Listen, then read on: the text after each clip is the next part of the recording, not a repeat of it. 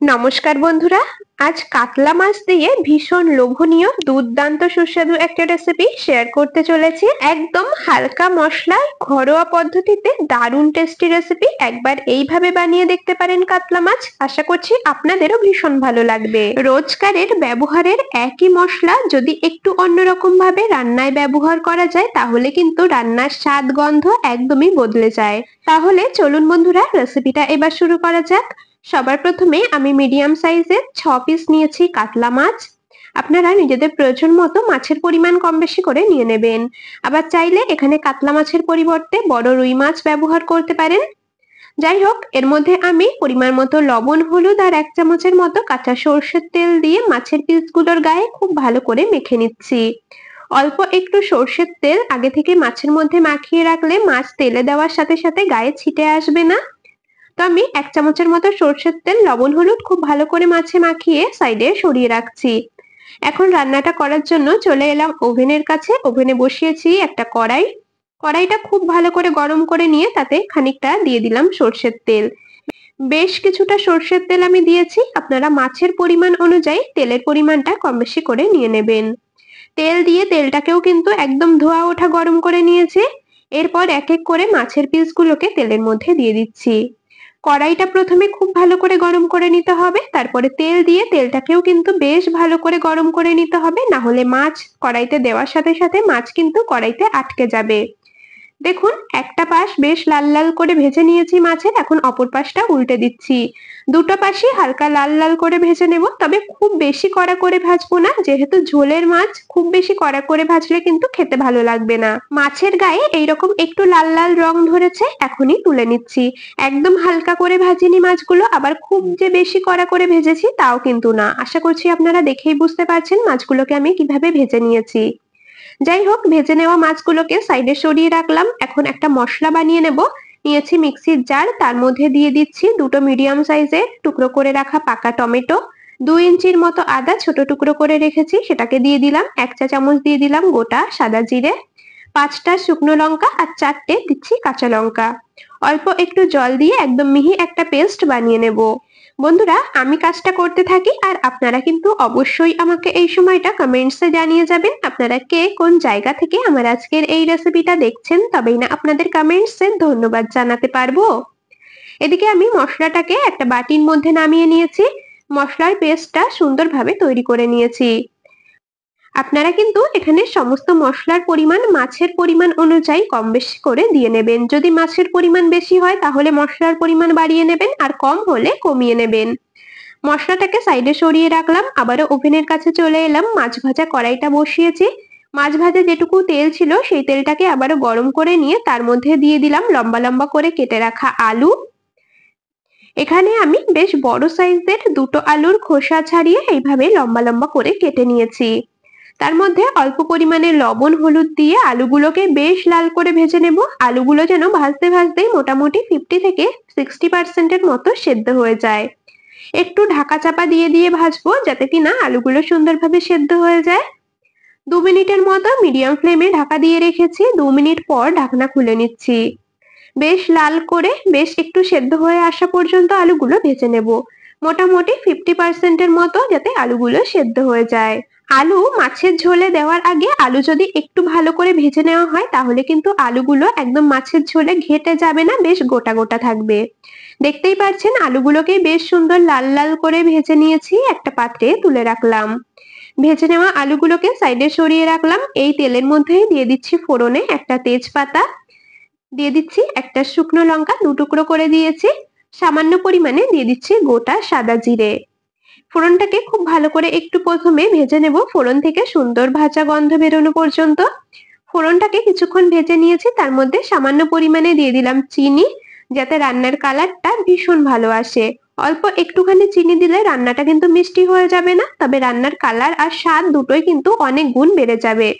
এরপর এর মধ্যে দিয়ে দিলাম একটা মিডিয়াম সাইজের কুচিয়ে নেওয়া পেঁয়াজ।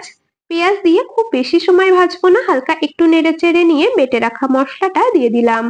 মশলার কাঁচা গন্ধ যাওয়া পর্যন্ত, মশলা থেকে তেল ছেড়ে আসা পর্যন্ত বেশ কিছুক্ষণ ধরে কষিয়ে নেব।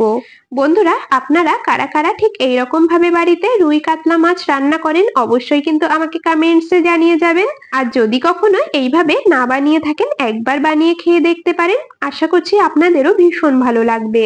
এদিকে আপনাদের সাথে কথা বলতে বলতে মশলার মধ্যে আমি স্বাদ মতো লবণ আর পরিমাণ মতো দিয়েছি হলুদ গুঁড়ো। খুব ভালো করে আবারও মিশিয়ে নিলাম আর এইরকম ভাবে কিছুক্ষণ রান্না করে নিয়েছি। দেখুন মশলা থেকে সুন্দর তেল ছেড়ে দিয়েছে। মশলার যে অতিরিক্ত জল ভাবটা সেটাও চলে গেছে, মশলা থেকে তেল ছেড়ে দিয়েছে। এখন এর মধ্যে ভেজে রাখা আলুগুলোকে দিয়ে দেব। আলুগুলোকে খুব ভালো করে মশলার সাথে নেড়েচেড়ে মিশিয়ে নেব। যেহেতু বেশ কিছুক্ষণ ধরে আলুটাকে ভাজা হয়েছে, তো আর খুব বেশি সময় কষাবার প্রয়োজন নেই। হালকা করে 2 থেকে 3 মিনিটের মতো আমি আলু দিয়ে মশলার সাথে কষিয়ে নিয়েছি। এখন এর মধ্যে দিয়ে দেব পরিমাণ মতো উষ্ণ গরম জল। একটু বেশি পরিমাণে জল দিচ্ছি, যেহেতু একটু পাতলা করে রেসিপিটা তৈরি করছি, সেজন্য জলের পরিমাণটা একটু বেশি দিচ্ছি। আপনারা যেই পরিমাণে ঝোল রাখবেন সেই অনুযায়ী কিন্তু জলের পরিমাণ কম বেশি করে দিয়ে নেবেন। আর যেহেতু আলুগুলো এখনো পুরোপুরি সেদ্ধ হবে, সেই হিসাবে জলটা একটু বেশি দিয়েছি।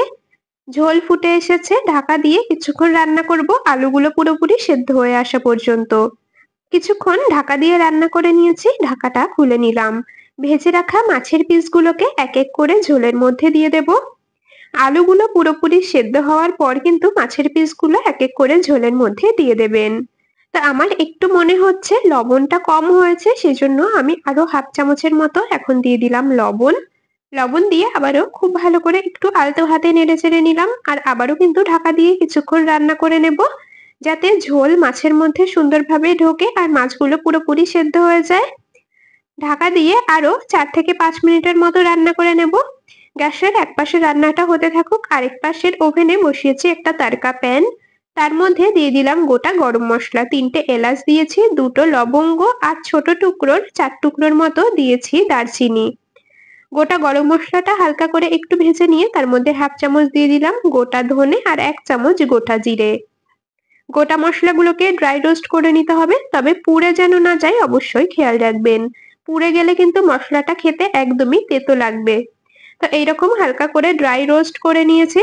বেশ মুচমুচে করে মশলাগুলোকে ভেজে নিতে হবে। ভেজে নেওয়া মশলাগুলোকে একটা হামানদিস্তার মধ্যে নিয়ে নিচ্ছি আর এর মধ্যেই একদম মিহি করে গুঁড়ো করে নেব।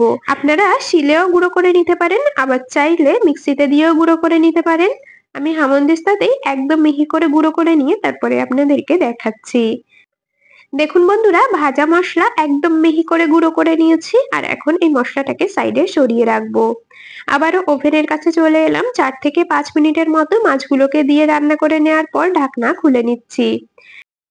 আবারও আলতো হাতে একটু নেড়ে নেব। যেহেতু মাছগুলো ঝোলে দেওয়ার সাথে সাথে বেশ অনেকটা নরম হয়ে গেছে, আলতো হাতে একটু নেড়ে নেব যাতে মাছগুলো ভেঙে না যায়। আর দেখুন আলুও কিন্তু একদম পুরোপুরি সেদ্ধ হয়ে গেছে। আর খুব বেশি সময় রান্না করব না, এইরকমই আমি একটু হালকা ঝোল রাখবো। এখন এর মধ্যে ভাজা মশলাটাকে দিয়ে দিচ্ছি। বন্ধুরা, এই রান্নায় এই ভাজা মশলা কিন্তু অবশ্যই ব্যবহার করবেন। ভাজা মশলার কারণে রান্নার স্বাদ গন্ধ একদমই বদলে যাবে। সাধারণত আমরা রুই কাতলা মাছের ঝোলে তো গরম মশলা গুঁড়ো ব্যবহার করি, তবে গরম মশলা গুঁড়োর পরিবর্তে এইরকম ভাবে ভাজা মশলা বানিয়ে ব্যবহার করে দেখবেন, খেতে দুর্দান্ত লাগে। একবার এই ভাজা মশলা দিয়ে মাছের ঝোলের রেসিপি যদি খান, তাহলে আর গরম মশলা ব্যবহার করবেন না, এই ভাজা মশলাই মাছের ঝোলে ব্যবহার করবেন। তো যাই হোক, গুঁড়ো মশলা দিয়ে খুব ভালো করে আলতো হাতে একটু মিশিয়ে নিয়ে তারপর গ্যাস অফ করে দিয়েছি। এখন একটা পাত্রে নামিয়ে নিচ্ছি। দেখুন মাছের ঝোলটা দেখতে কতটা লোভনীয় লাগছে, খেতেও লাগে মারাত্মক সুস্বাদু। একবার এইরকম ভাবে কাতলা মাছের ঝোল বাড়িতে বানিয়ে দেখবেন, আশা করছি আপনাদেরও ভীষণ ভালো লাগবে। আর কারা কারা ঠিক এইরকম ভাবে আমার মতো করে কাতলা মাছ বা রুই মাছের ঝোল বাড়িতে রান্না করেন অবশ্যই কিন্তু আমাকে কমেন্টসে জানিয়ে যাবেন। আর বন্ধুরা, আপনাদের কাছে একটা রিকোয়েস্ট, আপনারা যদি ভিডিওটা ইউটিউব চ্যানেল থেকে দেখে থাকেন অবশ্যই কিন্তু চ্যানেলটি সাবস্ক্রাইব করে রাখবেন। আর যদি ফেসবুক পেজ থেকে দেখে থাকেন পেজটিকে ফলো করে রাখবেন, এইরকম দারুণ দারুণ রেসিপির আপডেট সবার আগে পাওয়ার জন্য। গরম ভাতে এইরকম মাছের ঝোল থাকলে আর অন্য কিচ্ছু লাগবে না, এটা দিয়েই এক থালা ভাত খেয়ে নিতে পারবেন। রেসিপিটা আপনাদের কেমন লাগলো অবশ্যই কমেন্টসে জানিয়ে যাবেন। যদি ভালো লেগে থাকে তবে ভিডিওটিতে একটি লাইক আর বন্ধুদের মধ্যে অনেক অনেক শেয়ার করে দেওয়ার অনুরোধ রইলো। তাহলে আজ এখানেই শেষ করছি। আবার দেখা হবে পরবর্তী কোনো রেসিপির সাথে। ততক্ষণ সকলে ভালো থাকবেন, সুস্থ থাকবেন।